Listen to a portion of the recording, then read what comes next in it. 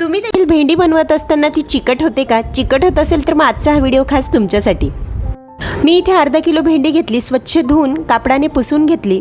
पहिली टिप म्हणजे भेंडी केव्हाही स्वच्छ धुवून आणि पुसून घ्यायची, म्हणजे ती अजिबात चिकट होत नाही। त्यामध्ये जर पाण्याचा अंश राहिला तर भेंडी ही चिकट होते।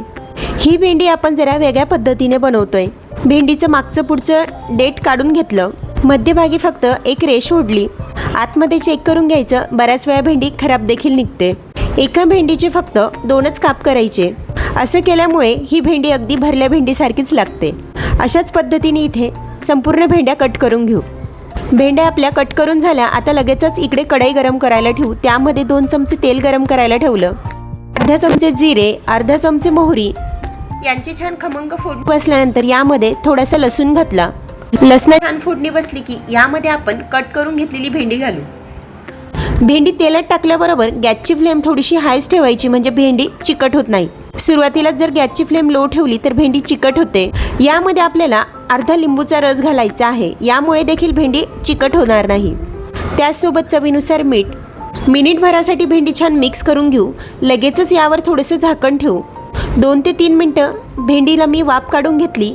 चेक करून पुन्हा झाकण ठेवून याला 2 मिनिटांची वाफ काढली। एकूण मी इथे भेंडी 4 ते 5 मिनटं शिजवून घेतली।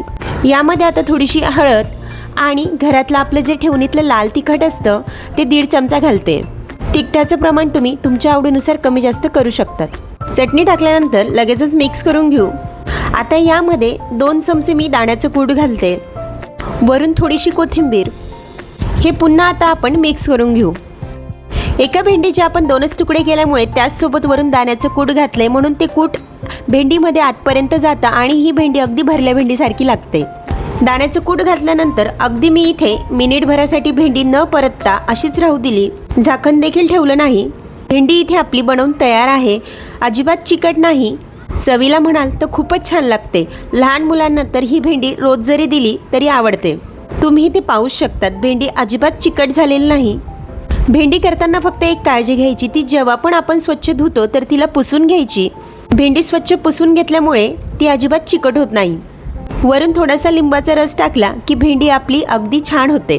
तुम्ही ते पाहूच शकतात, अगदी मोकळी अशी आपली भेंडी बनवून तयार आहे। पुन्हा भेटूया अशाच एका नवीन रेसिपी सोबत।